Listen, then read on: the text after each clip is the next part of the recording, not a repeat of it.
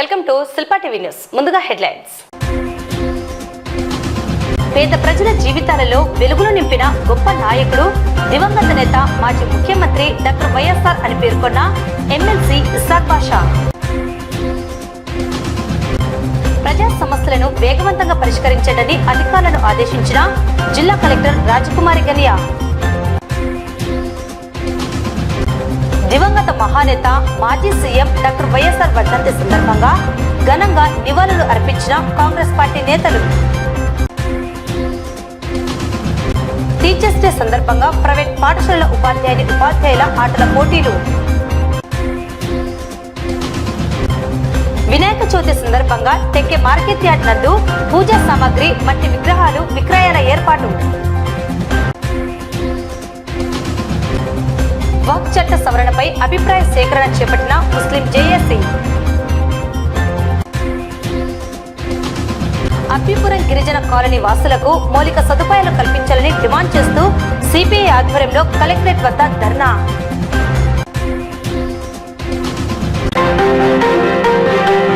దివంగత ముఖ్యమంత్రి మహానేత డాక్టర్ వైఎస్ఆర్ 15వ వర్ధంతిని పురస్కరించుకుని సోమవారం నంద్యాల మాజీ ఎమ్మెల్యే శిల్పా రవిచంద్ర కిషోర్ రెడ్డి గృహం నందు ఎమ్మెల్సీ ఇస్సాక్ బాషా ఆధ్వర్యంలో మున్సిపల్ చైర్పర్సన్ మాబునిసా మరియు వైఎస్ఆర్సీపీ నాయకులు, మున్సిపల్ వైస్ చైర్మన్లు, కౌన్సిలర్లు, కోఆప్షన్ సభ్యులు, కార్యకర్తలు, అభిమానులు డాక్టర్ వైఎస్ఆర్ నిలువెత్తు చిత్రపటానికి పూలమాలలు వేసి పుష్పాంజలి ఘటించి ఘన నివాళులు అర్పించారు.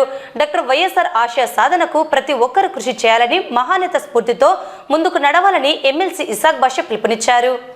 ఈ సందర్భంగా ఎమ్మెల్సీ ఇస్సాక్ బాషా మాట్లాడుతూ దివంగత ముఖ్యమంత్రి మహానేత డాక్టర్ వైఎస్ రాజశేఖర రెడ్డి పేద ప్రజల గుండెల్లో చిరస్థాయిగా నిలిచారని అన్నారు. ఆ మహానేత మనందరినీ విడిచి వెళ్లిపోయి 15 సంవత్సరాలు గడిచాయంటే ఎంతో బాధగా ఉందని అన్నారు. డాక్టర్ వైఎస్ఆర్ పేద ప్రజలకు ఉపయోగకరమైన సంక్షేమ పథకాలలో ఆరోగ్యశ్రీ, 104, 108, జలయజ్ఞం వంటి బృహత్తర పథకాలను ప్రవేశపెట్టారని అన్నారు. అలాగే ముస్లిం మైనార్టీలకు 4% రిజర్వేషన్లు కల్పించి మైనార్టీల జీవితాలకు ఊతమిచ్చారని గుర్తు చేశారు. ఇటువంటి గొప్ప పథకాలను ప్రవేశపెట్టి ప్రజల గుండెల్లో సుస్థిర స్థానాన్ని పొందారని, డాక్టర్ వైఎస్ఆర్ మరణం లేని మహానేత అన్నారు. డాక్టర్ వైఎస్ఆర్ను రాజకీయ మార్గదర్శకుడిగా తీసుకోవాలని, వారి స్ఫూర్తి ఆదర్శాలను ప్రతి ఒక్కరూ కొనసాగించాలని పిలుపునిచ్చారు. మున్సిపల్ చైర్పర్సన్ మాబునిసా మాట్లాడుతూ మహానేత పెద్దయిన వర్ధంతిని పురస్కరించుకుని వారికి ఘన నివాళి అర్పిస్తున్నామని తెలిపారు. ఉమ్మడి ఆంధ్రప్రదేశ్ రాష్ట్రంలో డాక్టర్ వైఎస్ఆర్ అనేక సంక్షేమ అభివృద్ధి కార్యక్రమాలను చేపట్టి పేదల గుండెల్లో స్థానాన్ని సంపాదించారని తెలిపారు. మహానేత ఆశయాలను సాధించేందుకు ప్రతి ఒక్కరూ కృషి చేయాలని కోరారు.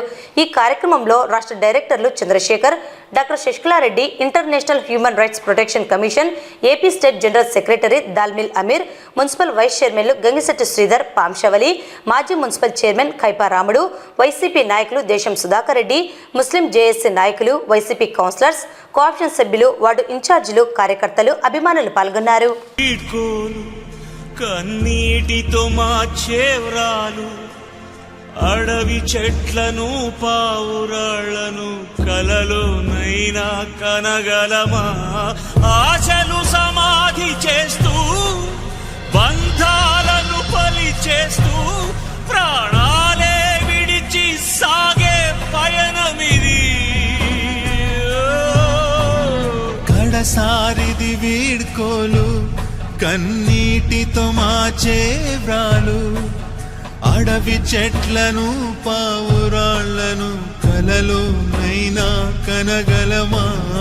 ఆశలు సమాధి చేస్తూ, బంధాలను బలి చేస్తూ, ప్రాణాలే విడిచి సాగే పయనమిది.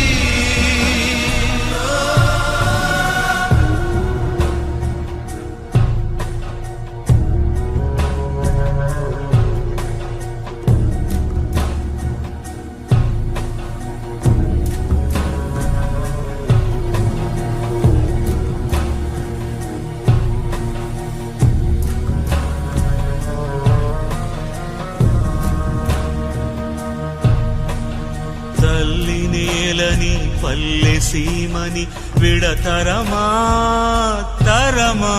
తల్లి నేలని పల్లె సీమని విడతరమా తరమా?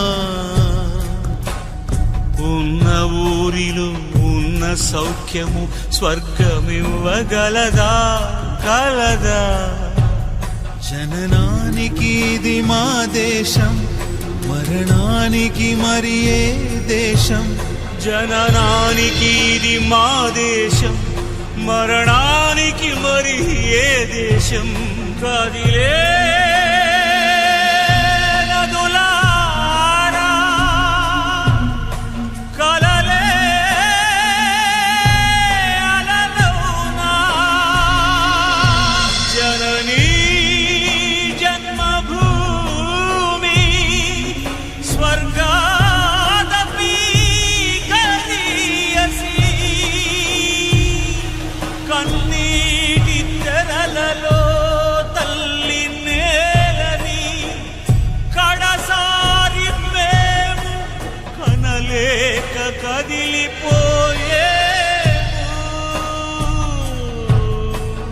కడసారిది వీడ్కోలు, కన్నీటితో మార్చే వ్రాలు. అడవి చెట్లను పావురాళ్లను కలలోనైనా కనగలమా? ఆశలు సమాధి చేస్తూ, బంధాలను బలి చేస్తూ, ప్రాణాలే విడిచి సాగే పయనమిది.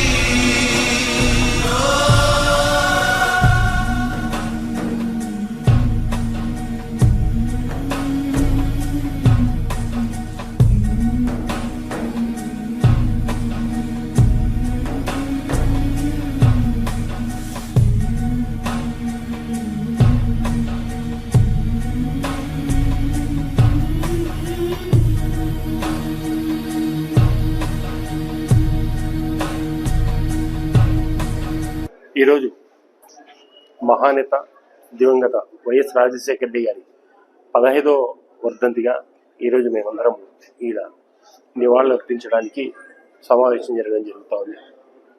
ముందుగా ఆశ్చర్యం ఇస్తారు, ఆ నేత 15 సంవత్సరాలు ఆయన గతించి అని. ఎందుకంటే ఆయన చేసిన పనులు ఆయనను శాశ్వతంగా ప్రజల గుండెల్లో చిరస్థాయిగా ఉంటారు. అటువంటి వ్యక్తులకు మరణం లేదు. మరణం లేని వ్యక్తి ఎవరు అంటే ఖచ్చితంగా చెప్పొచ్చు వైఎస్ రాజశేఖర రెడ్డి గారు. ప్రజల గుండెల్లో, పేదల గుండెల్లో, విద్యార్థుల గుండెల్లో, మైనార్టీల గుండెల్లో ఎప్పుడూ ఉండే వ్యక్తి.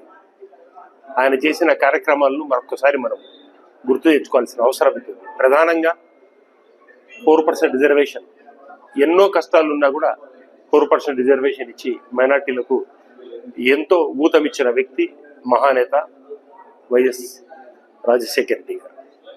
అలాగే ఆరోగ్యశ్రీ ఇంతవరకు అప్పటి వరకు ఎవరు ఆలోచన చేయని విధంగా చేసి ప్రతి పేదవాని గుండెల్లో నేనుంటాను, ప్రతి వాని ఆరోగ్యమే పరమావధిగా భావించి వాళ్ళకందరికీ ఎంతో ఇప్పటి వరకు అంత మంచి స్కీమ్ ఎవరు చేయలేదనడానికి అతిశయోక్తిగా ఆ రకంగా ఆరోగ్యశ్రీ, అలాగే 104, 108, అలాగే జలయజ్ఞం, అలాగే ఇలా చెప్పుకుంటూ పోతే ఎన్నో స్కీమ్లు. ఆయన ప్రతి ఆలోచన శాశ్వతంగా ఒక్కొక్క డెవలప్మెంట్కు నాంది పలుకుతాం. మాకందరికీ ఎంతో బాధ. మేమందరము మహానేత యాక్సిడెంట్ అయినప్పుడు హెలికాప్టర్లో మేమందరం అక్కడికి పోయి చూడడం కూడా జరుగుతూ ఉంది. నల్మలలో ఇక్కడే ఎంత బాధగా ఉంటుందంటే గుర్తు తెచ్చుకుంటే ఆ హెలికాప్టర్ యాక్సిడెంట్. మరొక్కసారి వైఎస్ రాజశేఖర రెడ్డి గారికి నేను నివాళులు అర్పిస్తూ ఆయనను ఎప్పుడు మనం తెలుసుకొని ఆయనను మనకు రాజకీయంగా ఒక మార్గదర్శుడు లెక్క, ఒక దిక్సూచి లెక్క ఆయన చూసుకొని ఆయన విధానంలో ప్రతి రాజకీయ నాయకుడు నడవాలని చెప్పి కోరుకుంటూ మరొకసారి ఆయన ఘన నివాళులు అర్పిస్తూ మన పెద్ద ఆయన వైఎస్ రాజశేఖర రెడ్డి గారి వర్ధంతి సందర్భంగా వైఎస్ఆర్సీపీ కుటుంబ సభ్యులు, నాయకులు, కార్యకర్తలు పెద్ద ఎత్తున మాజీ ఎమ్మెల్యే శిల్ప రవిచంద్ర కిషోర్ రెడ్డి గారి నివాసంలో ఈరోజు వైఎస్ రాజశేఖర రెడ్డి గారికి ఘన నివాళులు అర్పించడం జరిగింది. ముందుగా ఆంధ్రప్రదేశ్ ప్రజలందరికీ వైఎస్ రాజశేఖర రెడ్డి గారి వర్ధంతికి నివాళులు అర్పిస్తున్న వాళ్ళందరికీ నా నమస్కారాలు తెలియజేసుకుంటూ, ఏదైతే మన రాజశేఖర రెడ్డి గారు ఉమ్మడి ఆంధ్రప్రదేశ్లో ఆయన ప్రత్యేక గుర్తింపుతో ఎన్నో కార్యక్రమాలు చేసి పేద మధ్యతరగతి కుటుంబాల గుండెల్లో చిరస్థాయిగా నిలిచినటువంటి వ్యక్తి. అలాంటి వ్యక్తికి మనం ఎప్పుడు ఆయన ఆశయాలకు అనుగుణంగా నడుస్తూ ఆయన ఘన నివాళులు అర్పించాల్సిందిగా కోరుకుంటూ మరొకసారి ఆయనకి వైఎస్ఆర్ గారి వర్ధంతికి ఘన నివాళులు అర్పించడం జరుగుతుంది. తెలుగు రాష్ట్రాలు ఉన్నంత వరకు కూడా చిరస్థాయిగా ప్రజలందరూ గుర్తుంచుకునేటువంటి మాజీ ముఖ్యమంత్రి వైఎస్ రాజశేఖర రెడ్డి గారికి నంద్యాల మాజీ శాసనసభ్యులు శిల్పా రవిచంద్ర కిషోర్ రెడ్డి గారి నివాసం దగ్గర ఘనంగా వైఎస్ఆర్ కాంగ్రెస్ పార్టీ నాయకులు, కార్యకర్తల అభిమానులు కూడా నివాళులు అర్పించడం జరిగింది. ఈ చనిపోయిన తర్వాత ఇన్ని సంవత్సరాల తర్వాత కూడా ఆయన ఈరోజు మనం స్మరించుకుంటున్నామంటే ఏకైక కారణం ఆయన పరిపాలనలో తీసుకొచ్చినటువంటి అనేక సంస్కరణలు, విద్య, వైద్యం, ఉపాధి అన్ని కార్యక్రమాల్లో కూడా సామాజిక సమీకరణలు అన్ని దాంట్లో కూడా ఆయన మార్కు పరిపాలన అందించడం మనమందరం చూసాం.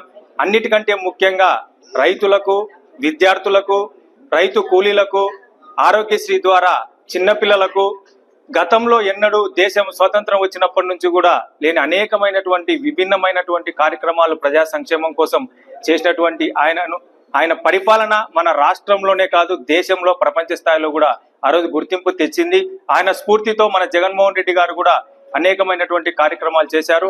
ఈ రోజు ఆయనకు మేమందరం కూడా ఘనంగా నివాళులు అర్పిస్తున్నందుకు మేమందరం గర్వంగా ఫీల్ అవుతున్నాం. అశోకుడి లాగా, అక్బర్ బాద్షా లాగా కులమతాలకు అతీతంగా అన్నదాతల కన్నీళ్లు తుడిసి వారికి కళ్ళల్లో ఆనంద బాష్పాలు కురిపించిన మహానేతను మేము చూసాము.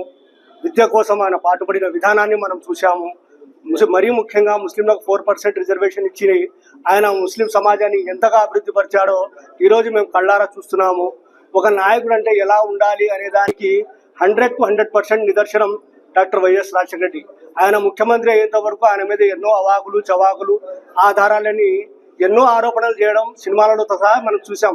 ఒక్కసారి ఆయన ముఖ్యమంత్రి అయ్యాక ముఖ్యమంత్రి అనే పదానికే గౌరవాన్ని తెచ్చిపెట్టిన ఏకైక వ్యక్తి ఎవరైనా ఉన్నారంటే ఈ దేశంలోనే ఒక రాజశేఖర రెడ్డి మాత్రమే.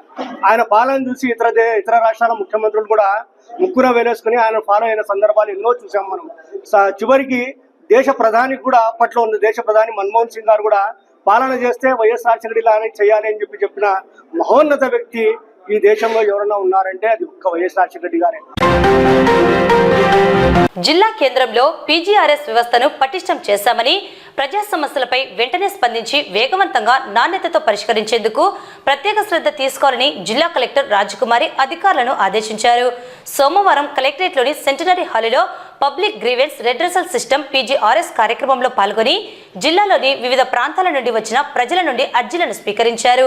డిఆర్ఓ పద్మజ, స్పెషల్ డిప్యూటీ కలెక్టర్లు ఉమామహేశ్వరి, జిల్లా అధికారులు తదితరులు పాల్గొన్నారు. ఈ సందర్భంగా జిల్లా కలెక్టర్ రాజకుమారి మాట్లాడుతూ ప్రజా సమస్యల పరిష్కార వేదిక ద్వారా స్వీకరించిన అర్జీలపై ప్రత్యేక దృష్టి సారించి నాణ్యతతో పరిష్కార మార్గాలు చూపాలని జిల్లా అధికారులను సూచించారు.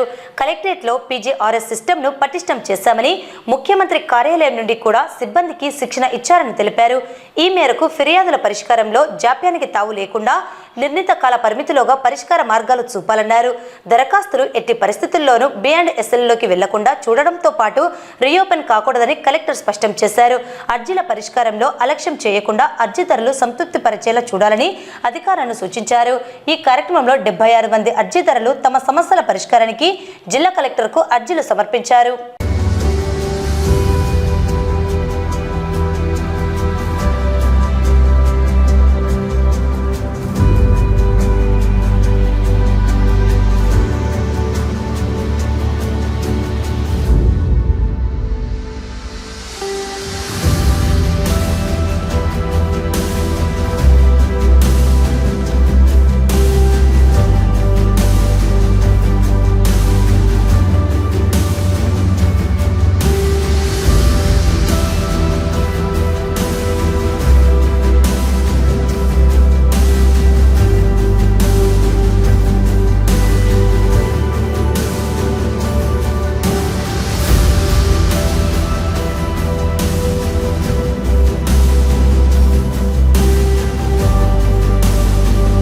Visually challenged employees association Nandyal district general secretary నేను. నా పేరు సి లక్ష్మీ ఉల్లేస్.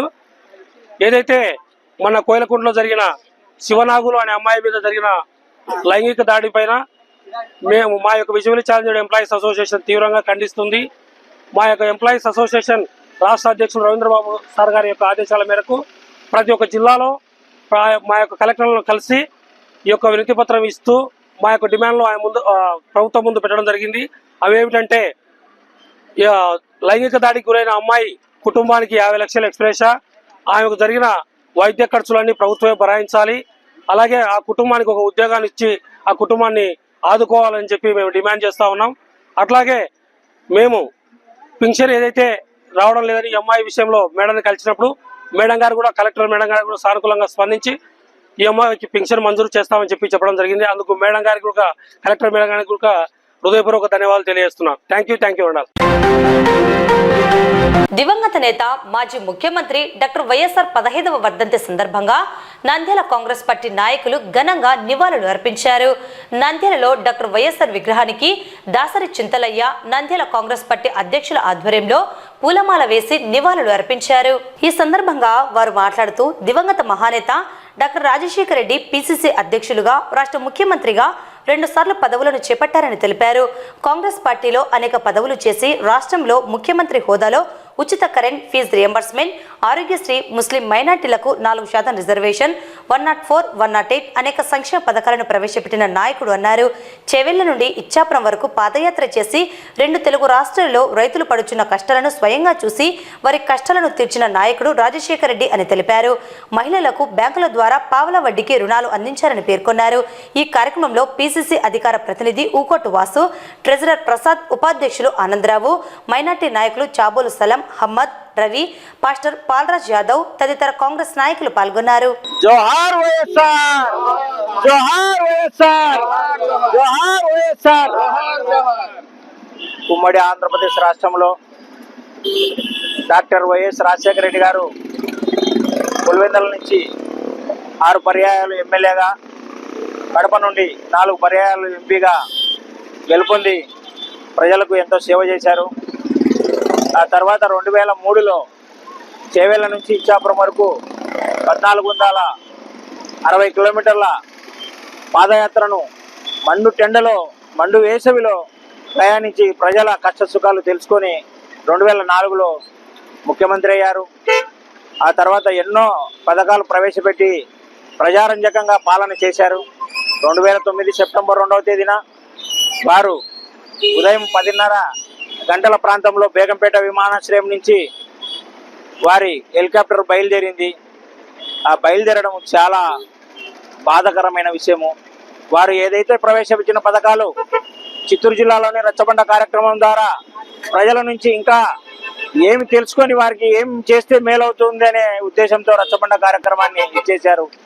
మరి ముఖ్యంగా మనం బాధించవలసిన విషయం ఏమంటే కర్నూలు ప్రకాశం జిల్లా సరిహద్దుల్లోని నల్లమల అటవీ ప్రాంతంలో పావురాలగుట్ట యందు వారి హెలికాప్టర్ కుప్పగూలిపడకపోవడం చాలా బాధాకరమైన విషయము. వారు మన జిల్లాలోనే ప్రాణాలు వదలడము, వారు ఏవైతే చేసిన సంక్షేమ పథకాలు ఈ రోజుకి కూడా అనుభవిస్తున్నాము. తక్కువ మెజారిటీతో ఉన్న ప్రతిపక్షాన్ని నెట్టుకొచ్చారు. ఆ తర్వాత ప్రజా సంక్షేమం కోసం ఎన్నో బాటలు వేశారు. రైతుల కోసం, విద్యార్థుల కోసము, అవ్వా తాతల కోసము, చంటి పిల్లల కోసము, చదువుల కోసము ఎన్నో వెచ్చించి వారు పథకాలు రూపొందించి ప్రజలకు అందించారు. వారు ఒక కాంగ్రెస్లో ఒక శక్తిగా, ఒక వ్యక్తిగా అందరికీ అందించిన ఆదరాభిమానాలు చిరస్మరణీయము. సెప్టెంబర్ 5, 2024 టీచర్స్ డే సందర్భంగా అపుస్మా నంద్యాల యూనిట్ ప్రెసిడెంట్ బాల మద్దిలేటి ఆధ్వర్యంలో నంద్యాల పట్టణంలోని ప్రైవేట్ పాఠశాల ఉపాధ్యాయులకు నేడు ఆటల పోటీలను పద్మావతి నగర్ ఇండోర్ స్టేడియం నందు నిర్వహించడం జరిగింది. దాదాపు ఈ పోటీలలో 1000 మంది టీచర్స్ పాల్గొన్నారు. ఉపాధ్యాయులకు ball throw, balls and basket, memory test మరియు స్లో సైకిల్ నిర్వహించడమైనది. ఈ కార్యక్రమంలో సెక్రటరీ సురేష్ బాబు మరియు ట్రెజరర్ రమణ గౌడ్ మరియు జిల్లా ప్రెసిడెంట్ వెంకటరాముడు, సెక్రటరీ వాసవి దస్తగిరి, దశరథ రామిరెడ్డి, రోహిత్, వశిష్ఠ, బెజ్జం సుబ్బారెడ్డి, రాజేష్, భాస్కర్, నాగభూపాల్ రెడ్డి, మల్లికార్జున, ఇసాక్ వలి, వికాస్ వలి, వరప్రసాద్ రెడ్డి మరియు స్పోర్ట్స్ కన్వీనర్ డివి సుబ్బయ్య, రాహిలమ్మ, అనురాధ, హలీమా తదితరులు పాల్గొన్నారు. ప్రతి సంవత్సరము టీచర్స్ డే సందర్భంగా ఉపాధ్యాయులందరికీ గేమ్స్ అండ్ స్పోర్ట్స్ నిర్వహించడం జరుగుతుంది. అందులో భాగంగా ఉదయం లేడీ టీచర్స్కి 8:30 నుంచి 12 గంటల వరకు, మధ్యాహ్నం జెంట్స్ టీచర్స్కి 1 గంట నుంచి 4 గంటల వరకు గేమ్స్ నిర్వహించడం జరుగుతుంది. యాక్చువల్గా నిన్న జరగవలసినటువంటి గేమ్స్ వాయిదా పడ్డాయి వర్షం కారణంగా. కాబట్టి ఈరోజు గేమ్స్ నిర్వహిస్తున్నాము. తర్వాత టీచర్స్ అందరూ అన్ని గేమ్స్లో పార్టిసిపేట్ అయ్యి మీకు ఎటువంటి సమస్య వచ్చినా కన్వీనర్ గారు మీకు డెసిషన్ తీసుకొని వాటిని సాల్వ్ చేస్తారు. టీచర్స్ అందరూ సంయమనంతో మీ యొక్క గేమ్స్ను సద్వినియంగా ఉపయోగించుకోవాల్సిందిగా కోరుతున్నాం. సెప్టెంబర్ 5 టీచర్స్ డే సందర్భంగా టీచర్స్కి అందరికీ ఆట విడుపు కోసం గేమ్స్ అండ్ స్పోర్ట్స్ను ఏర్పాటు చేయడం జరిగింది. ఈ గేమ్స్లో పార్టిసిపేట్ చేయడానికి వచ్చినటువంటి ప్రతి ఉపాధ్యాయులను అందరినీ కూడా అభినందిస్తున్నాం. ఇది కేవలం ఒక ఆట విడుపు కోసం, మానసిక ఉల్లాసం కోసం మేము మా ఉపాధ్యాయులు ఎల్లప్పుడూ స్కూల్లో కుస్తీ పడుతుంటారు కాబట్టి పిల్లలతో దాన్ని విరామం చెందడానికి, వాళ్ళ నుంచి రిలీఫ్ కావడానికి ఈ స్పోర్ట్స్ మీట్ ప్రతి సంవత్సరం గ్రాండ్గా ఏర్పాటు చేస్తున్నాం. అదేవిధంగా సెప్టెంబర్ 5న మా ప్రైవేట్ పాఠశాలలో పనిచేసేటువంటి బెస్ట్ టీచర్స్ అవార్డ్స్ను కూడా ఘనంగా వారికి ఇవ్వబోతున్నాం. ఎందుకంటే గవర్నమెంట్లో పనిచేసే టీచర్స్కి మాత్రమే ఇస్తుంది. కావున మా పుస్మా రాష్ట్ర వ్యాప్తంగా పనిచేసేటువంటి ప్రైవేటు ఉపాధ్యాయులకు ఆ రోజు ప్రతి ఒక్క జిల్లాలో వాళ్ళకు ఘనంగా సత్కరించి బెస్ట్ టీచర్ అవార్డును ఇవ్వడం జరుగుతుంది. పార్టిసిపేషన్ కొరకు వచ్చినటువంటి ఉపాధ్యాయులందరికీ కూడా ఈరోజు పార్టిసిపేట్ చేసిన వాళ్ళందరికీ ఆల్ ది బెస్ట్ చెప్తున్నాను. అందరూ కూడా స్పోర్ట్స్మెన్షిప్తో పార్టిసిపేట్ అయ్యి సంయమనం పాటిస్తూ అందరూ మంచిగా పాల్గొని అందరూ సంతోషంగా పాల్గొని ఈ ప్రోగ్రామ్ను సక్సెస్ చేయాలని కోరుకుంటున్నాను. ఈ 2024 సెప్టెంబర్ టీచర్స్ డే సందర్భంగా యాక్చువల్గా 1వ తారీఖున మనం నిరవాటి స్కూల్లో నిర్వహించాల్సిన కార్యక్రమము వర్షాభావ కారణం వల్ల మరి ఇండోర్ స్టేడియంలో మనం రాత్రి డిసైడ్ చేసి ఇక్కడ ఏర్పాటు చేయడం జరిగింది. ప్రతి స్కూల్ నుండి వచ్చిన ఉపాధ్యాయులందరికీ కూడా మా యొక్క ధన్యవాదాలు. అపుస్మా ఆధ్వర్యంలో గత 15 సంవత్సరాల నుండి ఈ కార్యక్రమం చేస్తున్నాము. ఇక్కడ కేవలం గెలుపు ఓటములు అనేటివి మనము స్ఫూర్తిగా తీసుకోవాలి. అంటే మీరు కేవలము ఎంజాయ్మెంట్ కోసము వచ్చినామని తీసుకోవాలి. ఇప్పుడు గేమ్స్లో ఓడిపోయిన వాళ్ళు కూడా ఖచ్చితంగా ఎంకరేజ్ చేసి మీరు రేపు సెప్టెంబర్ 5న జరిగే కార్యక్రమానికి అందరూ హాజరు కావాలని కోరుకుంటున్నాము. ఇది ఒక మంచి కార్యక్రమము. ప్రతి స్కూల్ నుండి కూడా ఒక బెస్ట్ టీచర్ను ఎంపిక చేసి ఆ యాజమాన్యము పంపిస్తుంది. ఆ రోజు సన్మాన కార్యక్రమం కూడా ఉంటుంది. వినాయక చవితి పండుగను పురస్కరించుకుని నంద్యాల టెక్కే మార్కెట్ యార్డ్ నందు పూజా సామాగ్రి మరియు మట్టి విగ్రహాలు, చిన్నపాటి విగ్రహాల క్రయ విక్రయాలను నిర్వహించేందుకు ఏర్పాట్లను చేపట్టడం జరిగిందని నంద్యాల మున్సిపల్ కమిషనర్ నిరంజన్ రెడ్డి పేర్కొన్నారు. ఈ అవకాశాన్ని పట్టణ ప్రజలు సద్వినియోగం చేసుకోవాలని కోరారు. నంద్యాల పట్టణంలో ట్రాఫిక్ ఇబ్బందులు లేకుండా నియంత్రించేందుకు రోడ్లపై విక్రయాలు చేపట్టరాదని తెలిపారు. ఈ మేరకు ట్రాఫిక్ అధికారుల సమన్వయంతో సమావేశం నిర్వహించి తగు చర్యలు చేపట్టామని తెలిపారు.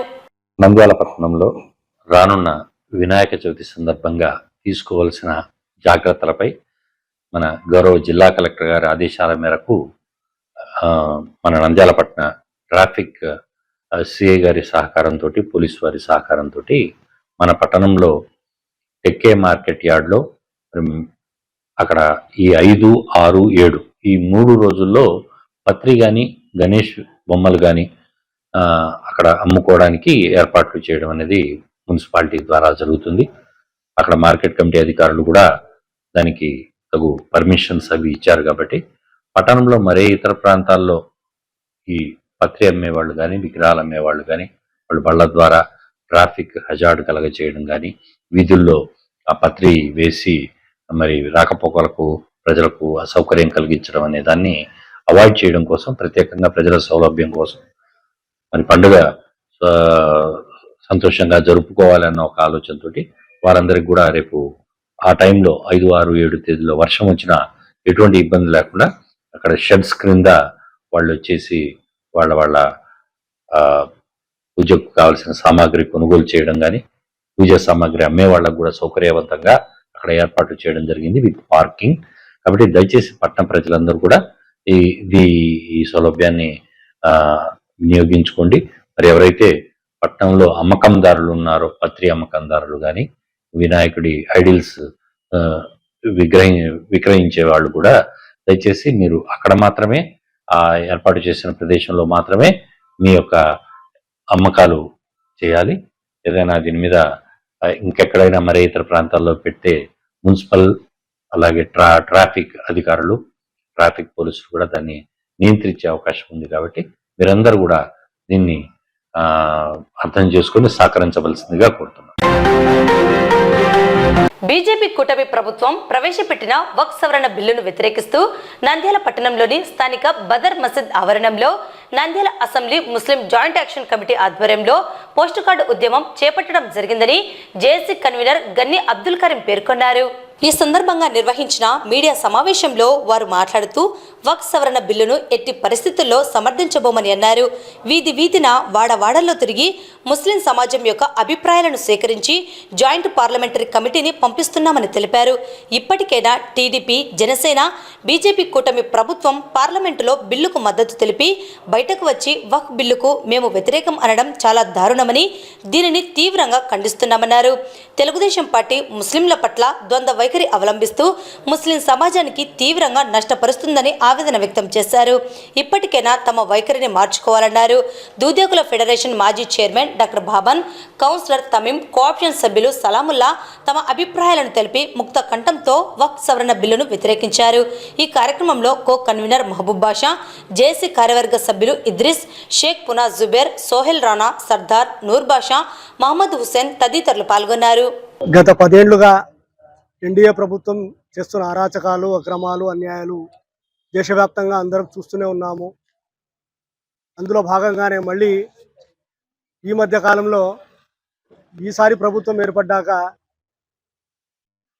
ముస్లింలకు సంబంధించిన వక్ఫ్ బోర్డు ఆస్తులను గవర్నమెంట్ స్వాధీనం చేసుకోవాలనే దురుద్దేశంతో మళ్ళీ ముందుకు రావడం జరిగింది. ఇది ఎంతవరకు సమంజసము, ఎంతవరకు కరెక్ట్ అని ఎన్డీఏ ప్రభుత్వాన్ని మేము నంద్యాల అసెంబ్లీ ముస్లిం జేఏసీ ద్వారా ప్రశ్నిస్తున్నాము. మా ఆస్తుల ద్వారా మీకేమైనా ఇబ్బంది కలుగుతుందా?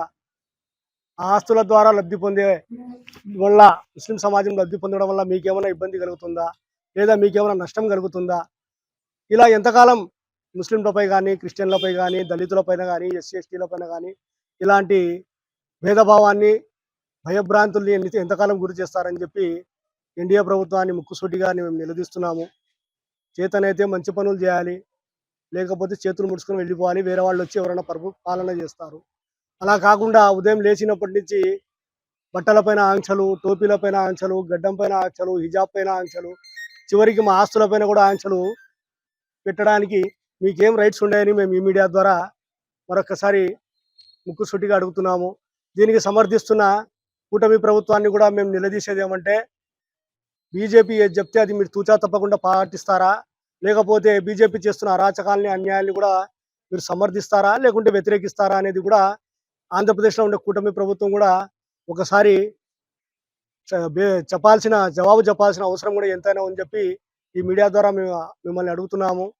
ఈరోజు ముస్లిం జేఏసీ తరఫున వార్డుగా తిరిగి ముస్లిం ప్రజలందరి సంతకాల సేకరణ మేము చేపట్టినాము.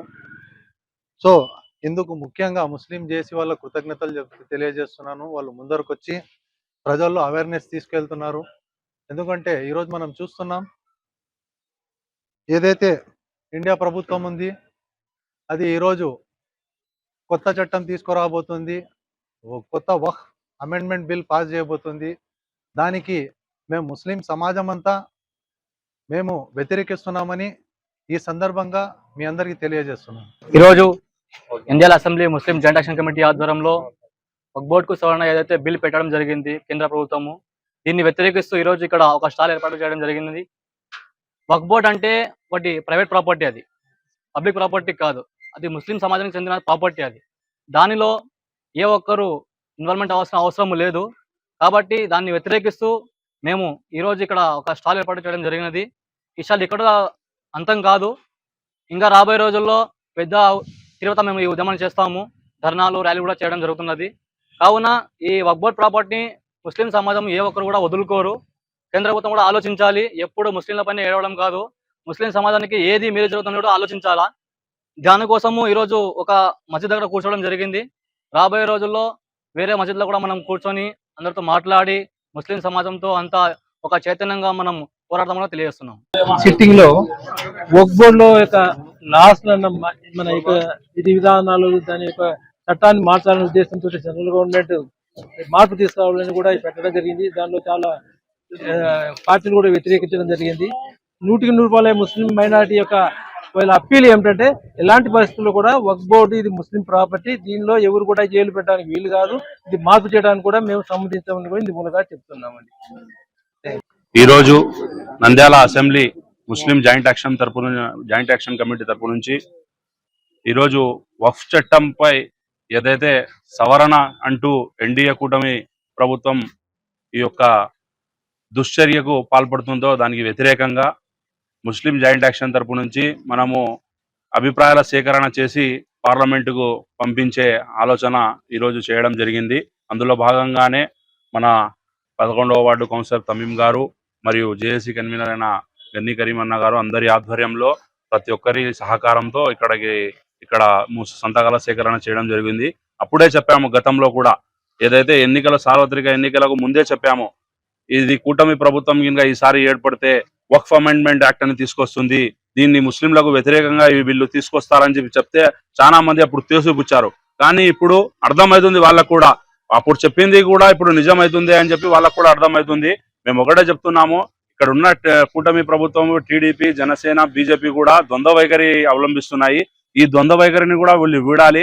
పార్లమెంట్ లో అక్కడ బిల్లుకు మద్దతు తెలిపి మళ్ళీ JCP committee JPC committee joint parliamentary action కమిటీకి మేము సిఫారసు చేసినామని చెప్తున్నారు.